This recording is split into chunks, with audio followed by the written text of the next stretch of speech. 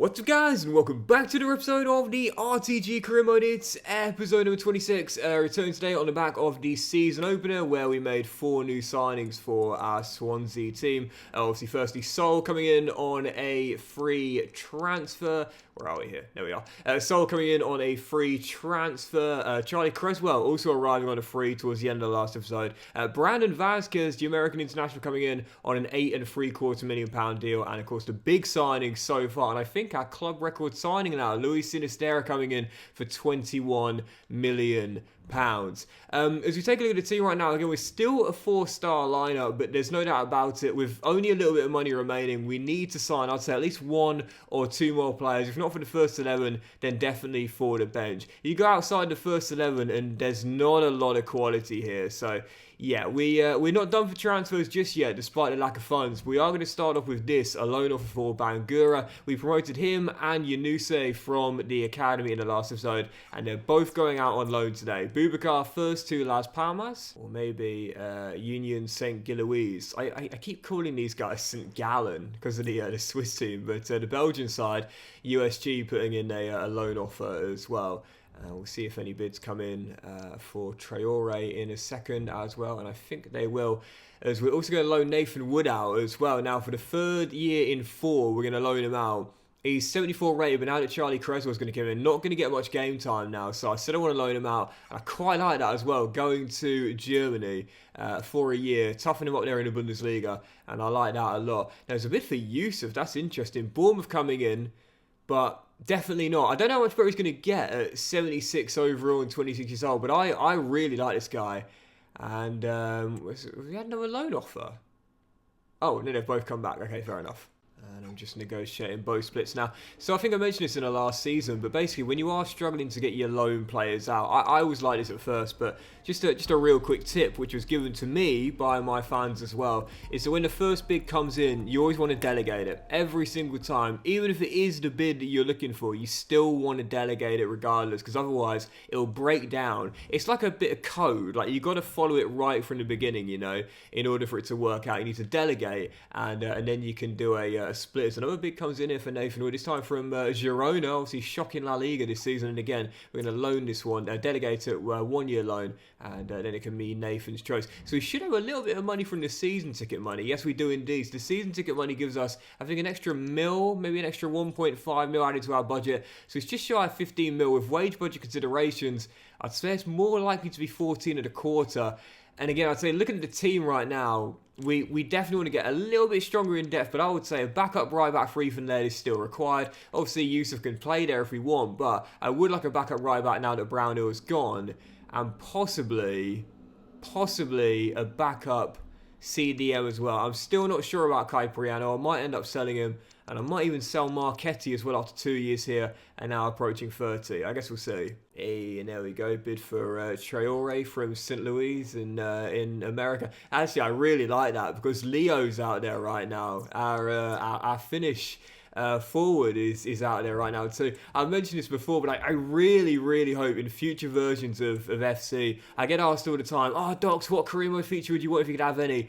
It's not my preferred choice of the lot, but I would love feeder clubs. I would love to be able to have feeder clubs where you can loan your players. It's a lot easier. You can keep tabs on them, and you secretly hope those clubs do well as well. Leo's already there, so I like that. Traore joining him out there in America. Actually, I'm pretty sure you pronounce it St. Louis, not St. Louis. But even so, he can decide whether he wants to go there or not, as we also negotiate a couple more bids. And we see that Bangura has actually decided to go to USG in the end, not Las Palmas.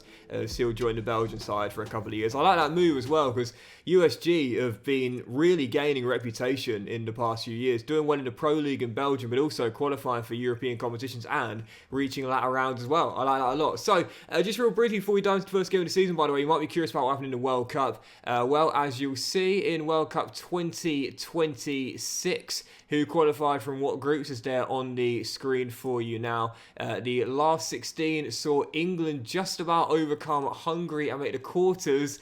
Then they made the final 4. Then they made the final.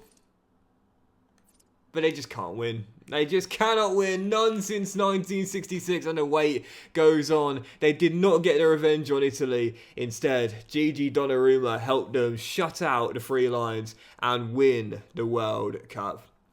Damn it. So, anyway, moving on to the first game of the season. It's Leeds at home as we aim to get off to a winning start in our third year in the Premier League. I said for this season, I want us to take the next step. That's become a certified top 10 team and battle and hopefully qualify for a Europa League place. Going to do that, we need to win our home games. Let's start off with one on the opening day. Come on, you Swans.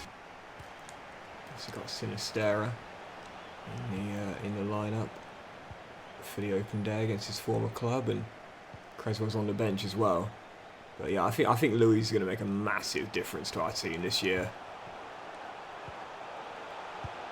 And I don't care whether you continue to downgrade him or not, EA. He's still going to shoot for the stars, aim for the moon like he's Pop Smoke. Anton Kanoonen with the opener, and Swans right from kickoff have the lead. Sinistera to Cam. Offloads to AK, and picking up where he left off. Hat-trick on the final day last season, opening goal on the opening day. Swans in front in the first 5. Sam Greenwood tackled by Yusuf, well mate. Kanoonen picks it up. There's Sol, and Sinistera might get it back, and oh no, that's the worst possible. He's had a good start to the game as well, man, but on his debut going down, and that looks as though it's going to be a longer than 5-day injury. To be fair, we barely had any injuries at all last season, so in a weird way, I'm kind of pleased to see it, because we need to get a few more injuries for the realism. Last year, we barely had any at all. I can't think of any, actually, apart from some knocks we had. Shane looks, he's absolutely balled out down that left-hand side, but not going to take any chances. We'll take him off now for Dan James, as we still lead by 1. Just got to hold on here. Got off to that red-hot start, and since then, just... let's just say I've been a bit nervy as we try and cling on to these 3 points. And a big victory on the opening day as Joe does well. And we should get the danger away through Tattoo. Lovely bit of skill. Keep running.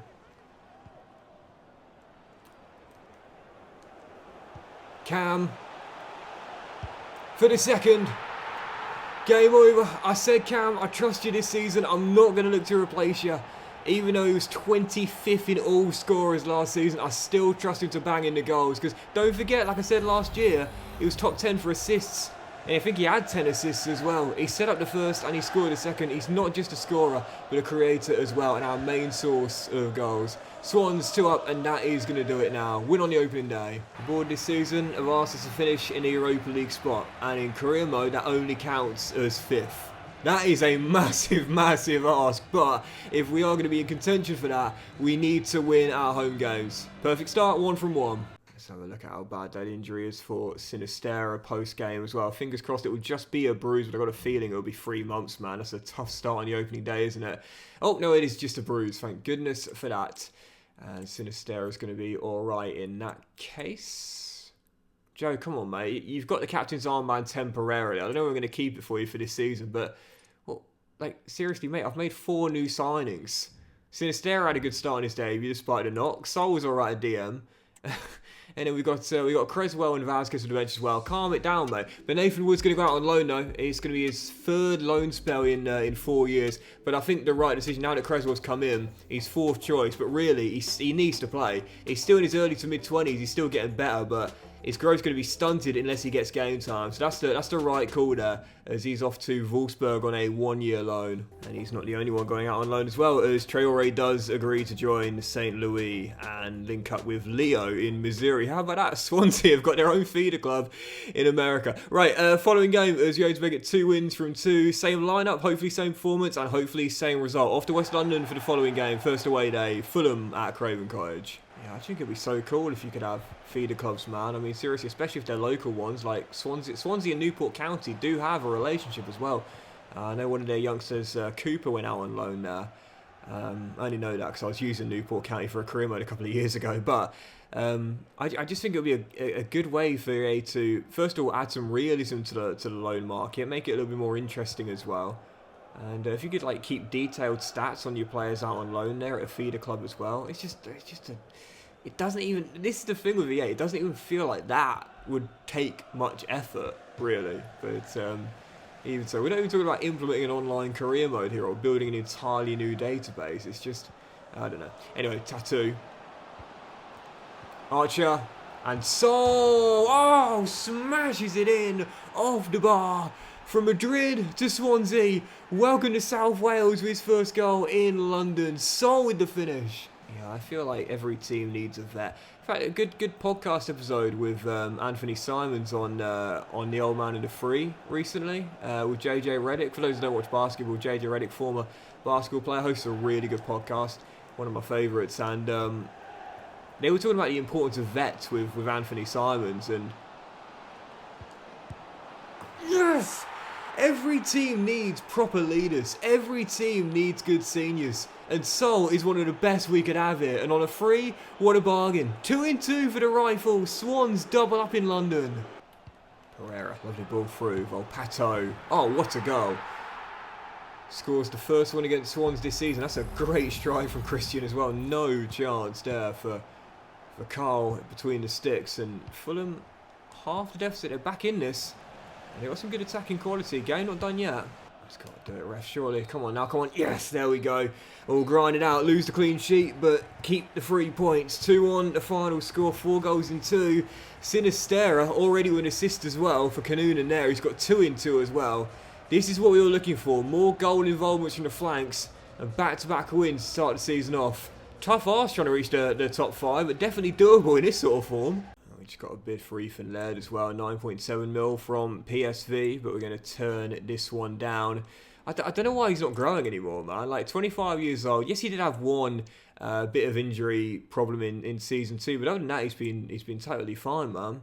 Totally fine. Right, let's play the following game next. Second round of Carabao Cup away in Devon against Plymouth. Last year, of course, got to the semis before our humiliating defeat away at Ellen Road in the second leg. So us thumped out 7-1 over 2 legs. This year, I want the same sort of run, but a better finish. We start here in Devon. Come on, Swansea. Ketty wins it back, as he often does, man. This guy is just brilliant. There's James has Lewis out wide and Aaron Ramsey through the middle, and it'll come to Ramsey, who just smacks it with power to open the scoring. Swans in front in Devon. Aaron Ramsey with the opener. Man, rotating he and Kanunen, that is a challenge. But it's what we did last season. They played the exact amount of game time. But AK, of course, had the better goal-to-game ratio and assists as well.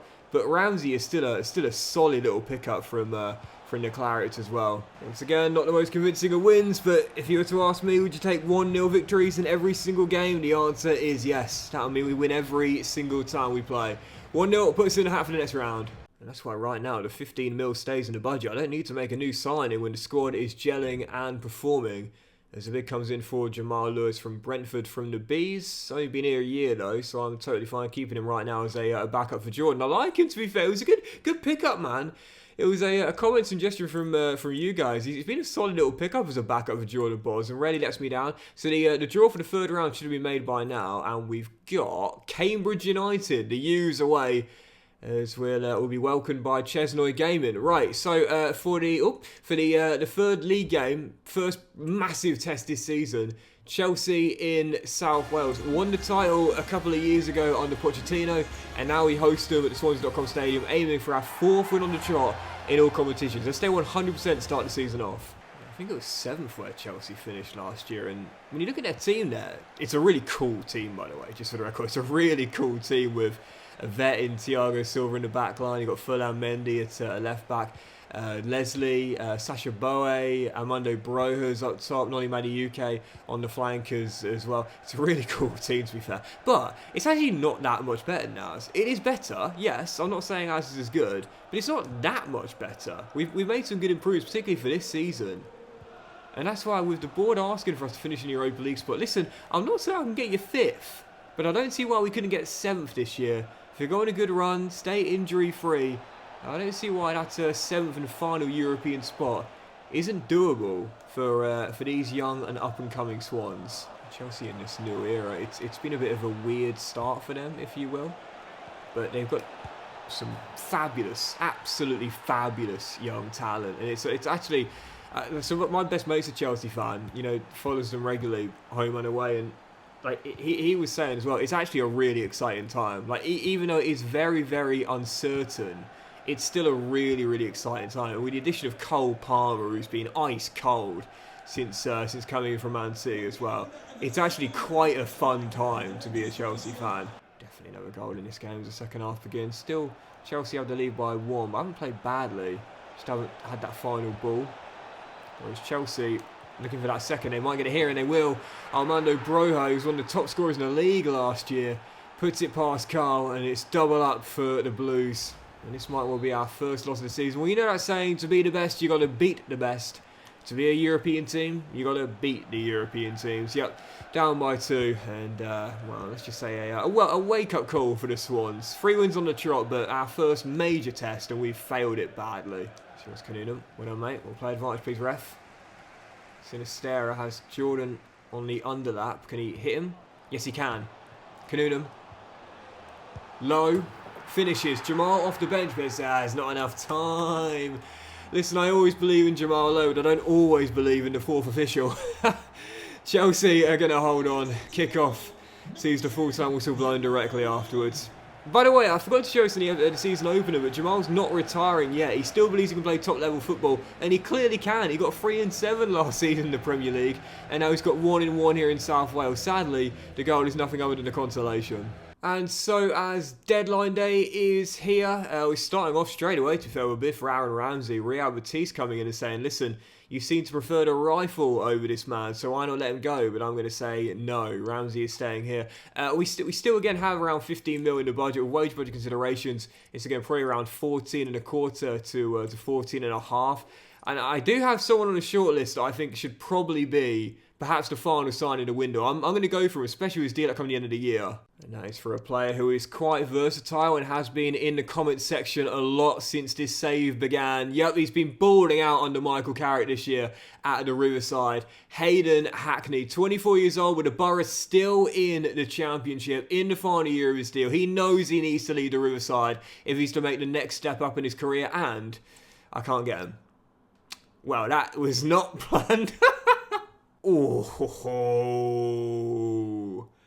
wow. How about that, Doxy boy? This was not planned either. Arsenal with a massive bid for the teenage Finnish star. But it's not Kanunen, it's Tattoo. Massive bid.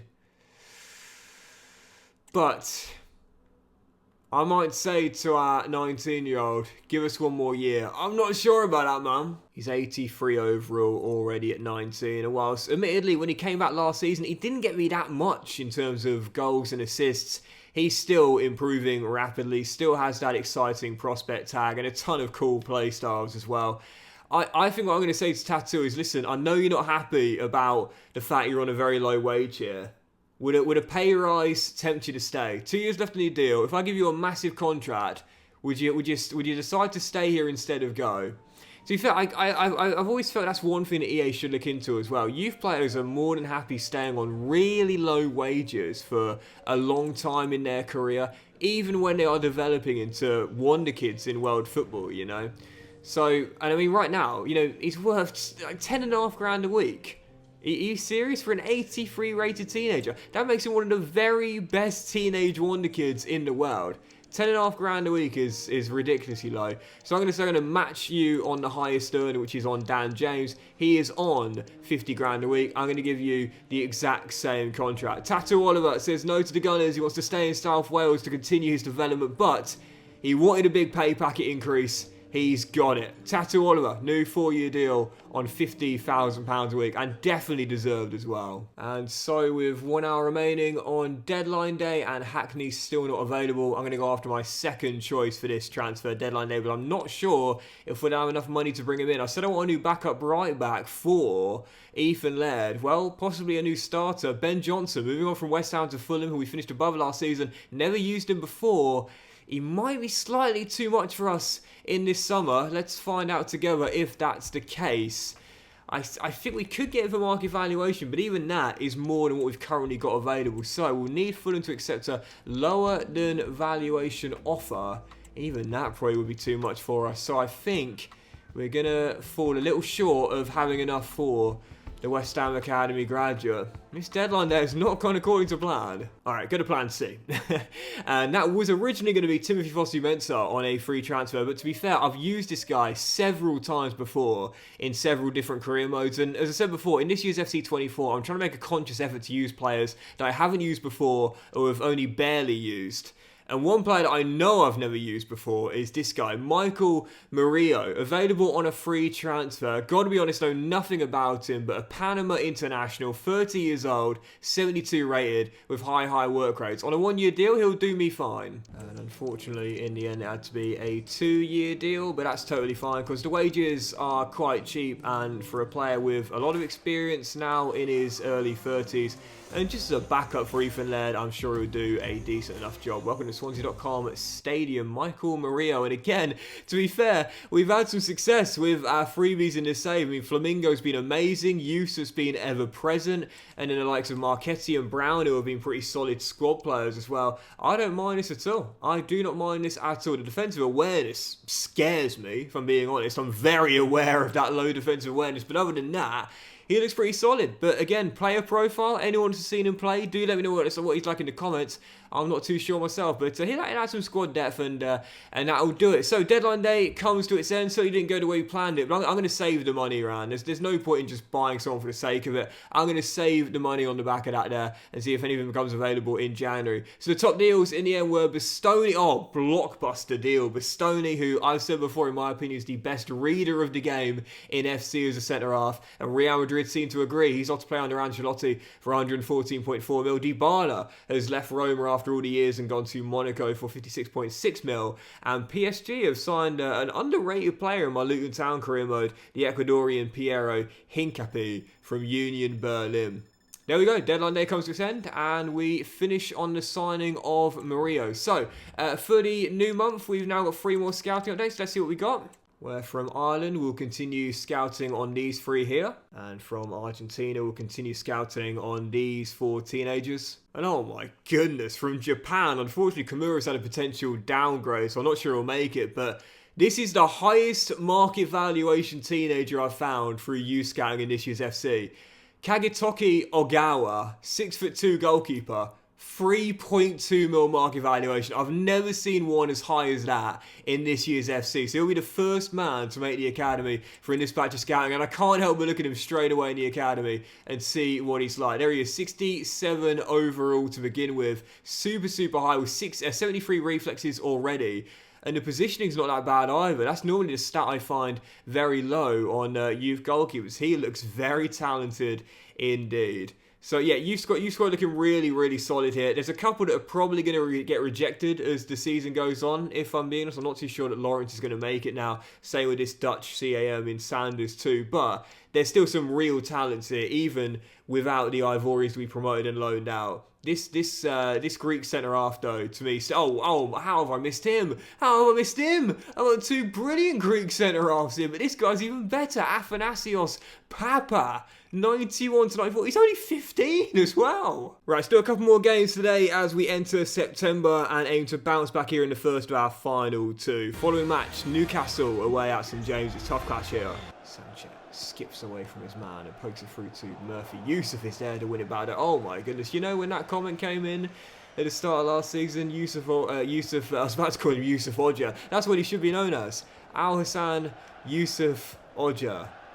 Moses. I mean, this guy is literally, for those that didn't watch my St. Pauli Kuruma, basically Moses Odja was this lad we picked up. Oh yes! Who ended up being a real fan favourite and the most energetic man ever. I swear he had 99 stamina. If he did, it was close to it. Yusuf is that kind of guy. And really, I was hoping to see some limbs in the away end. Instead, the fans are barely even getting off their feet, getting off their seats to applaud. First goal of the season for Tattoo Oliver, and that's the way you mark the big contract extension. Turns down Arsenal, thinks it's best for his development to stay in South Wales, and his first of the year comes in the North East. Swan's in from. Stairs, we're still leading by 1. Jordan gets it back to Carl. And just need to grind this out like we did at Craven Cottage. And we'll be set for our 3rd win in 4 to start the Premier League off. Granted, the games haven't been great, but wins are wins, like we said. Game over. Noonan with another, and what a start for the rifle. Winding up and watch him go. He cannot stop scoring. The Finns are going to get us the win in the northeast of England. Jordan down left-hand side. I tell you what, out of all the signings we've made in this save, I think Jordan's a contender for the absolute best of the lot. He's been amazing down that left-hand side. Noonan with the goal though. Swansea are going to close it out at St James's. I think it's a bit too early to call Flamingo the signing and the save, despite Doxy's loving with the Dutch centre-half. But Jordan Bors could definitely be considered in that category. Regardless, it's the Finns who get us the win, 2-0 in the North East. And what a start for Swansea. 3 wins in 4 to start the campaign off. Right, let's do one more and we'll end on this. Forest at home as we aim to make it 4 wins in our first 5 games in the league and potentially go top of the table. Let's just calm it down though, it's very early doors. Despite this impressive start, we can't get too far ahead of ourselves. But let's see if we get the win here to close out. Come on, you Swans. It's a bit too early to have our heads in the clouds. Listen, 2/3 of the way through the season? Sure, dare to dream. But 5 games in? No, come on now. Seriously. Fixtures have been, yeah, not the easiest, but certainly not the toughest run either. It's far too early to be thinking about the Champions League theme tune being blasted out in South Wales. Forest in front early. That's what you get for dreaming, Doxy boy. Keep your feet on the ground, son. Langer, lovely ball through, and finish even better from Callum Wendo. Forest 2 goals up in South Wales, and yeah, this is not how I wanted to end today's episode off. Getting absolutely torn apart within the first half an hour. Plenty of the game to go. We've scored in all of our fixtures so far, so I'm sure we'll get back in this, but it's defensively that I'm worried. We'll score enough goals this season, but defensively need to tighten up. In order to do anything significant in life, you need a ton of resilience.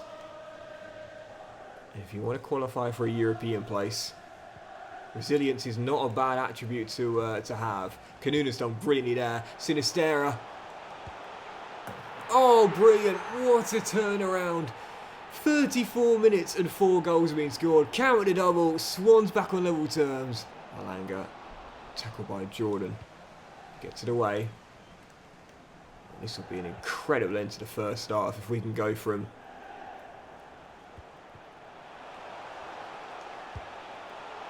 oh, 2 down to leading the break. AK so close to firing us in front, just wide. I think we've got to win this, man. We've got a whole half to find a winner. I feel confident we will too. Flamingo to Sol. Noonan. Sinistera just couldn't get there, and Horvath just about clears in the nick of time. Oh, it's all Swansea. It's all Swansea right now, man. That third goal is coming.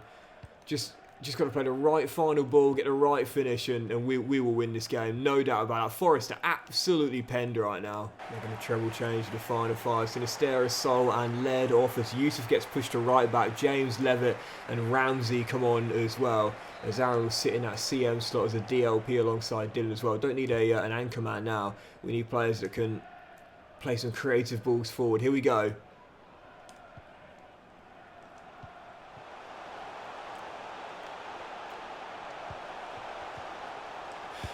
Cameron!